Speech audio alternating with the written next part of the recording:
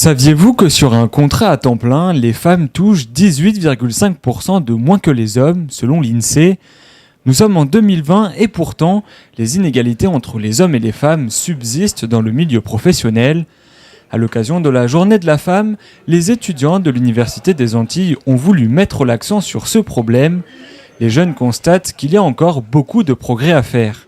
Sur le niveau du salaire et aussi de comment on peut voir la femme dans le monde du travail. On peut voir comme quelqu'un de faible, qui ne peut pas forcément tout réussir, alors que pas du tout.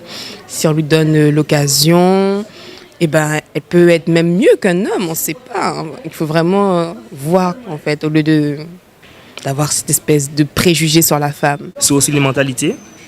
On ne voit pas une femme comme seulement jolie pour pouvoir faire l'accueil, mais il faut aussi, faut aussi penser aux compétences, que ce soit dans les promotions, dans l'évolution de carrière, dans les mentalités aussi, car beaucoup voient le milieu professionnel comme un milieu assez machiste, alors que quand on regarde bien, une femme et un homme peuvent avoir les mêmes compétences, voire même avoir des compétences supérieures, mais au niveau des mentalités, ce n'est pas encore ça, malheureusement. Plusieurs ateliers ainsi que des conférences étaient organisés autour de cette problématique.